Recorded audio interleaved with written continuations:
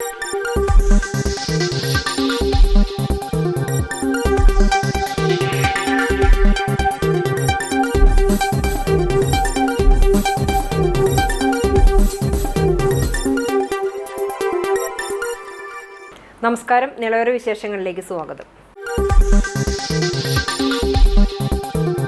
കേരളത്തിൽ ഏപ്രിൽ 9 വോട്ടെടുപ്പ് നടക്കും. കേരളമടക്കം 4 സംസ്ഥാനങ്ങളിലെയും കേന്ദ്രഭരണ പ്രദേശമായ പുതുച്ചേരിയിലെയും തെരഞ്ഞെടുപ്പ് തീയതിയാണ് പ്രഖ്യാപിച്ചത്. കേരളത്തിൽ ഒറ്റഘട്ടമായിട്ടാണ് തെരഞ്ഞെടുപ്പ് നടക്കുക.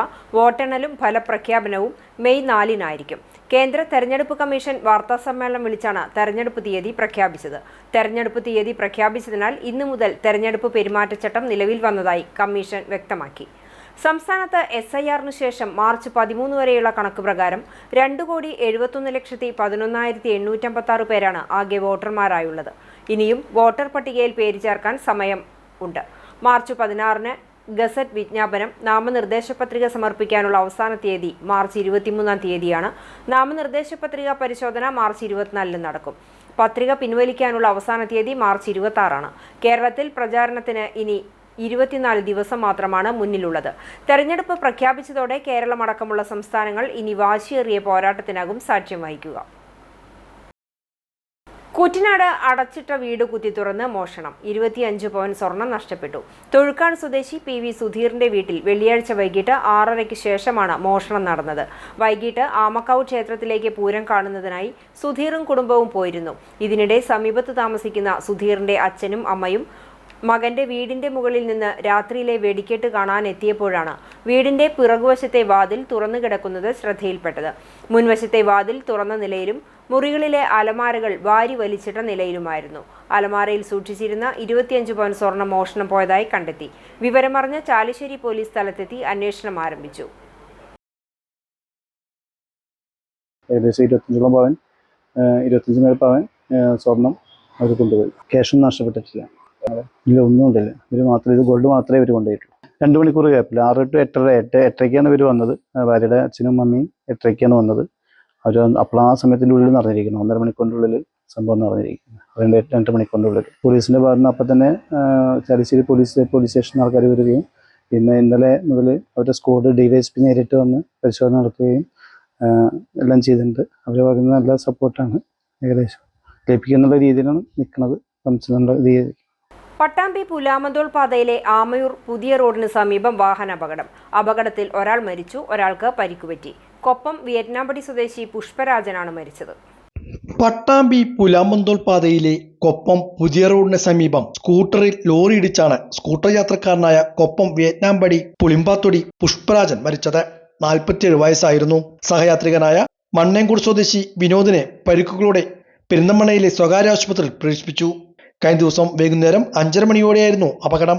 പട്ടാമ്പി ഭാഗത്തു നിന്നും കൊപ്പം ഭാഗത്തേക്ക് പോകുകയായിരുന്ന ചരക്ക് ലോറിയും ഇതേ ദിശയിൽ പോകുകയായിരുന്ന സ്കൂട്ടറുമാണ് അപകടത്തിൽപ്പെട്ടത്. ലോറിയുടെ പിറകുവശം സ്കൂട്ടറിൽ തട്ടിയാണ് അപകടം സംഭവിച്ചതെന്നാണ് കരുതുന്നത്. അപകടത്തെ തുടർന്ന് പുഷ്പരാജൻ ലോറിക്കടിയിലേക്ക് വീഴുകയായിരുന്നു. സ്കൂട്ടർ ഓടിച്ചിരുന്ന വിനോദ് റോഡരികിലെ പാടത്തേക്കും മറിഞ്ഞു വീണു. ലോറിക്കടിയിൽപ്പെട്ട പുഷ്പരാജന്റെ ദേഹത്തൂടെ ലോറി കയറിയിറങ്ങുകയായിരുന്നു എന്നാണ് പറയുന്നത്. തുടർന്ന് ഇരുവരെയും പെരിന്തൽമണ്ണയിലെ സ്വകാര്യ ആശുപത്രിയിൽ എത്തിച്ചെങ്കിലും രാത്രിയോടെ പുഷ്പരാജൻ മരണപ്പെടുകയായിരുന്നു. കൊപ്പം പോലീസ് സ്ഥലത്തെത്തി മേൽ നടപടികൾ സ്വീകരിച്ചു. തദ്ദേശ സ്വയംഭരണ എക്സൈസ് പാർലമെന്ററി കാര്യമന്ത്രി MB രാജേഷിന്റെ തെരഞ്ഞെടുത്ത ലേഖനങ്ങൾ എന്ന പുസ്തക പ്രകാശനം നടന്നു. തൃത്താല വെള്ളിയാങ്കല്ല് പൈതൃക പാർക്കിൽ K രാധാകൃഷ്ണൻ MP ഉദ്ഘാടനം ചെയ്തു. ജനപ്രതിനിധികൾക്ക് വേണ്ട ഉത്തരവാദിത്തം നിറവേറ്റുന്നതിനോടൊപ്പം സർഗാത്മക രംഗത്ത് തിളങ്ങി നിൽക്കാൻ മന്ത്രി MB രാജേഷിന് കഴിഞ്ഞതായി അദ്ദേഹം അഭിപ്രായപ്പെട്ടു. തീർച്ചയായിട്ടും ഈ ശ്രീരാമേട്ടൻ പറഞ്ഞ പോലെ ഈ സമയത്തെല്ലാം അദ്ദേഹം മന്ത്രി എന്നുള്ള ഉത്തരവാദിത്വം ജനപ്രതിനിധി എന്നുള്ള ഉത്തരവാദിത്വം നല്ലപോലെ നിറവേറ്റിയാണ് ഈ ലേഖനങ്ങൾ എഴുതാൻ വേണ്ടി സമയം കണ്ടെത്തുന്നത്. ഒരു ജനപ്രതിനിധിക്ക് വേണ്ട എല്ലാ ഉത്തരവാദിത്വവും നിറവേറ്റിക്കൊണ്ടാണ് അദ്ദേഹത്തിൻ്റെ സർഗ സൃഷ്ടികൾ ഇവിടെ ഉയർന്നു വരികയുണ്ടായി. ചലച്ചിത്ര നടനും സാംസ്കാരിക പ്രവർത്തകനുമായ VK ശ്രീരാമൻ അധ്യക്ഷനായി. സംസ്ഥാന ചലച്ചിത്ര അവാർഡ് ജേതാവ് ബീന R ചന്ദ്രൻ മുഖ്യാതിഥിയായി. പ്രമുഖ സിനിമാ അഭിനേതാവും സാംസ്കാരിക പ്രവർത്തകനുമായ പ്രകാശ് രാജ് പുസ്തക പ്രകാശനം നിർവഹിച്ചു. ഫൈസൽ നയ്യൂർ പുസ്തകം ഏറ്റുവാങ്ങി. വിദ്യാർത്ഥി സംഘടനാ പ്രവർത്തന കാലം മുതലുള്ള കാൽനൂറ്റാണ്ടിൽ വിവിധ വിഷയങ്ങളെക്കുറിച്ച് MB രാജേഷ് എഴുതിയ ലേഖനങ്ങളാണ് 752 പേജുകളിൽ സമാഹരിച്ചിട്ടുള്ളത്. ലോകം, ഇന്ത്യ, കേരളം, സാംസ്കാരികം, വിദ്യാഭ്യാസം, സ്പോർട്സ് തുടങ്ങിയ വിഷയങ്ങളിൽ പല കാലങ്ങളിൽ എഴുതിയ ലേഖനങ്ങളാണിവ. കോഴിക്കോട് ഹരിതം ബുക്സാണ് പ്രസിദ്ധീകരിച്ചത്. CP ചിത്രഭാനു പുസ്തക പരിചയം നടത്തി. തൃത്താല വെള്ളിയാങ്കല്ല് പൈതൃക പാർക്കിൽ നടന്ന ചടങ്ങിൽ സംസ്ഥാന ചലച്ചിത്ര അവാർഡ് ജേതാവ് ബീന ആർ ചന്ദ്രൻ മുഖ്യാതിഥിയായി. പ്രതാപൻ കായാട്ട്, ചിത്രകാരൻ ഗോപി പട്ടിത്തറ, പ്രൊഫസർ P ഗംഗാധരൻ, സാമൂഹ്യ സാംസ്കാരിക പ്രവർത്തകർ, രാഷ്ട്രീയ പാർട്ടി പ്രതിനിധികൾ തുടങ്ങിയവർ പങ്കെടുത്തു. Thrithala block panchayat president PR Kunjunni, professor P Gangadharan, ചിത്രകാരൻ ഗോപു പട്ടിത്തറ, CPIM ജില്ലാ സെക്രട്ടേറിയറ്റ് അംഗം MR മുരളി, ജില്ലാ കമ്മിറ്റി അംഗങ്ങളായ VK Chandran, PN Mohanan, area secretary TP Muhammad എന്നിവർ സംസാരിച്ചു. മന്ത്രി MB രാജേഷ് പ്രതികരണം നടത്തി. ക്രോസിംഗ് സ്റ്റേഷനാകാൻ ഒരുങ്ങി കുലുക്കല്ലൂർ റെയിൽവേ സ്റ്റേഷൻ. ഈ മാസം അവസാനത്തോടെ സ്റ്റേഷൻ കമ്മീഷൻ ചെയ്യാനാണ് ലക്ഷ്യം. 16 കോടിയോളം രൂപ ചെലവഴിച്ചാണ് പദ്ധതി നടപ്പാക്കിയത്. ഷൊർണൂർ നിലമ്പൂർ റെയിൽപാതയിലെ കുലുക്കല്ലൂരിലാണ് ക്രോസിംഗ് സ്റ്റേഷന്റെ നിർമ്മാണ പ്രവൃത്തികൾ പുരോഗമിക്കുന്നത്. 16.15 കോടി രൂപ ചെലവഴിച്ചാണ് കുലുക്കല്ലൂർ റെയിൽവേ സ്റ്റേഷനിൽ ക്രോസിംഗ് സ്റ്റേഷന്റെ നിർമ്മാണ പ്രവൃത്തികൾ നടക്കുന്നത്. 970 മീറ്റർ നീളത്തിൽ രണ്ടാമത്തെ ട്രാക്കിന്റെ പണി ഇവിടെ പൂർത്തിയായി കഴിഞ്ഞു. പ്ലാറ്റ്ഫോം, പുതിയ സ്റ്റേഷൻ ഓഫീസ്, സിഗ്നൽ യൂണിറ്റ് എന്നിവയുടെ പ്രവൃത്തിയും പൂർത്തിയായിട്ടുണ്ട്. പുതിയ ജീവനക്കാരെയും ഇവിടേക്ക് നിയമിക്കും. ഒന്നാമത്തെ ട്രാക്കിൽ നിന്നും രണ്ടാമത്തെ ട്രാക്കുമായി ബന്ധിപ്പിക്കുന്ന കണക്ഷൻ വർക്കാണ് ഇപ്പോൾ നടന്നുകൊണ്ടിരിക്കുന്നത്. ഇതുകൂടി പൂർത്തിയായതിനു ശേഷം റെയിൽ സുരക്ഷാ വിഭാഗം പരിശോധിച്ച് അനുമതി ലഭിച്ചാൽ ഈ മാസം അവസാനത്തോടെ തന്നെ ക്രോസിംഗ് സ്റ്റേഷൻ കമ്മീഷൻ ചെയ്യാനാണ് അധികൃതർ ലക്ഷ്യമിടുന്നത്. ഷൊർണൂർ നിലമ്പൂർ റെയിൽപാതയിൽ കൂടുതൽ ക്രോസിംഗ് സ്റ്റേഷനുകൾ വേണമെന്ന യാത്രക്കാരുടെ ദീർഘകാലമായുള്ള ആവശ്യം കൂടിയാണ് കുലുക്കല്ലൂരിൽ നടപ്പാക്കുന്നത്. നിലവിൽ ഷൊർണൂർ വിട്ടാൽ 28 കിലോമീറ്റർ അകലെയുള്ള അങ്ങാടിപ്പുറത്തും വീണ്ടും 28 കിലോമീറ്റർ അകലെയുള്ള വാണിയമ്പലത്തും മാത്രമാണ് ക്രോസിംഗ് സൗകര്യമുള്ളത്.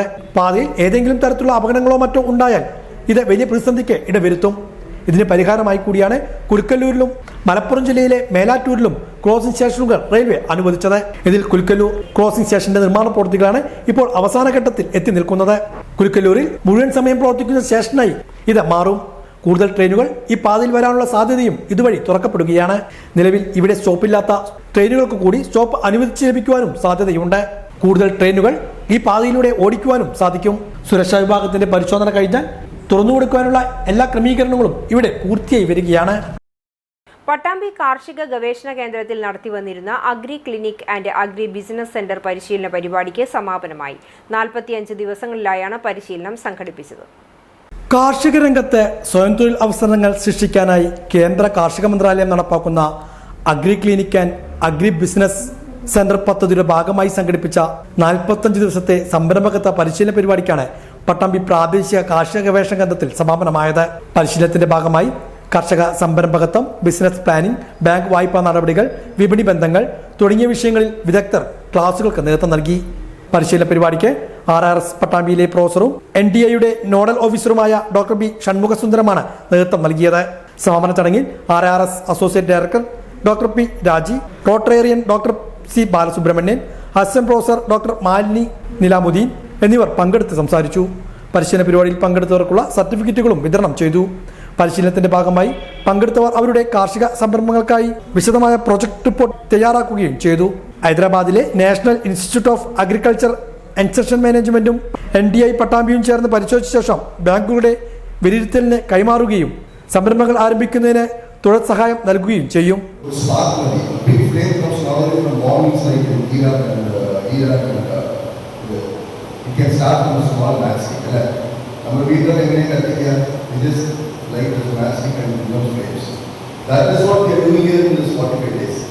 നിങ്ങൾ മനസ്സിനെ ഇങ്ങനത്തെ ഒരു ഓൺട്രപ്രണർഷിപ്പ് ഉണ്ടാക്കാൻ വേണ്ടി എന്തൊക്കെ ചെയ്യാൻ പറ്റുമെന്ന് നോക്കിയിട്ടാണ്.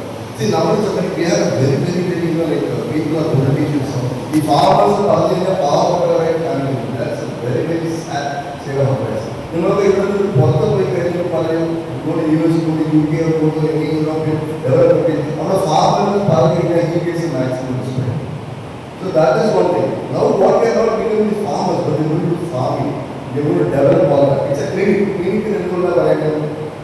Some sort of development for you. You will get the awesome market, I think several ideas here. That is the most important thing. Pella, Sara, and Pine Lion. You will get the awesome market out of the world. You will get the case in the market advocates of the world.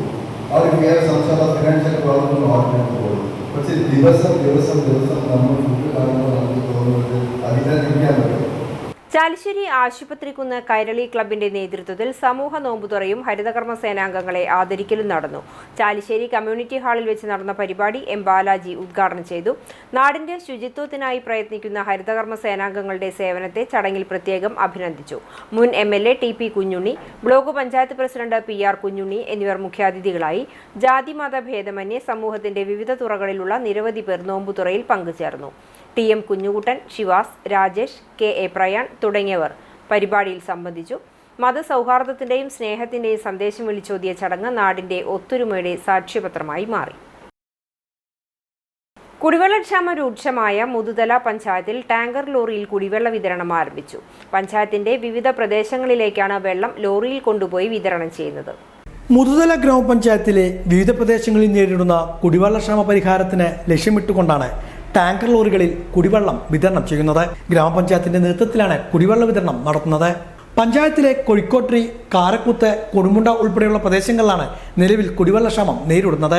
ഇതിന് പരിഹാരം കാണാനായാണ് ഭാരതപ്പുഴയിലെ Perumudiyoor pump ഹൗസിന് സമീപത്തു നിന്നും ലോറിയിലെ ടാങ്കറുകളിൽ വെള്ളം നിറച്ച് കുടിവെള്ള വിതരണം ആരംഭിച്ചിരിക്കുന്നത്. കുടിവെള്ളക്ഷാമം രൂക്ഷമായ പ്രദേശങ്ങളിൽ ഇത് വിതരണം ചെയ്യുവാനാണ് ലക്ഷ്യമിടുന്നത്. 5000 ലിറ്റർ വരുന്ന ടാങ്കുകളിലാണ് വെള്ളം നിറയ്ക്കുന്നത്. ഒരു ദിവസം 5 തവണ ഈ വിധം വെള്ളം നിറച്ച് 25,000 ലിറ്റർ കുടിവെള്ളം പഞ്ചായത്തിന്റെ വിവിധ ഭാഗങ്ങളിൽ വിതരണം ചെയ്യുകയാണ് ലക്ഷ്യം. വേനൽ തീരുന്നതുവരെ ഈ പ്രവർത്തനവുമായി മുന്നോട്ട് പോകുവാനാണ് തീരുമാനമെന്ന് ഗ്രാമപഞ്ചായത്ത് പ്രസിഡന്റ് KP മണി അറിയിച്ചു. വെള്ളിയങ്കല്ല് തടണിയിൽ ജലസംഭരണം നടക്കുന്നതിനാൽ നിലവിൽ പെരുമുടിയൂർ പദ്ധതിക്ക് സമീപത്ത് ജലലഭ്യതയുണ്ട്. വെള്ളം കുറഞ്ഞാൽ മാത്രമാണ് പമ്പിങ്ങിന് തടസ്സമാവുകയുള്ളൂ. കോഴിക്കോട്ടിലുള്ള മിനി കുടിവെള്ള പദ്ധതിയുടെ മോട്ടോർ കേടുവന്നതും ഈ പ്രദേശത്തെ കുടിവെള്ളക്ഷാമത്തിന് ആക്കം കൂട്ടി. ഇവിടുത്തെ കുടുംബങ്ങളിലേക്കാണ് ലോറിയിൽ കുടിവെള്ളം എത്തിച്ചുള്ള ജലവിതരണം പ്രധാനമായും നടക്കുന്നത്. മറ്റു പ്രദേശങ്ങളിലേക്കും കുടിവെള്ളവുമായി ലോറി എത്തും. ആവശ്യമെങ്കിൽ കൂടുതൽ സംവിധാനം ഏർപ്പെടുത്തുവാനും ഗ്രാമപഞ്ചായത്ത് ആലോചിക്കുന്നുണ്ട്. ഇതിൽ കുടിവെള്ള വിതരണം ഇപ്പം ഇന്ന് ടാങ്കർ ലോറി ഇന്ന് വിതരണം തുടങ്ങുന്നുണ്ട്. ഇപ്പോൾ മറ്റേ മഴക്കാലം വരെയും തുടരും. ഇത് 5000 ലിറ്ററാണ്, ഒരു കപ്പാസിറ്റിയിൽ 5000 ലിറ്റർ വെള്ളമാണ് കൊണ്ടുപോകുന്നത്. അത് ഒരു 5-6 ട്രിപ്പൊക്കെ ആയിട്ട് ഒരു ദിവസം എടുക്കും. ഇതോടെ നിളയൊരു വിശേഷങ്ങൾ സമാപിക്കുന്നു. നമസ്കാരം.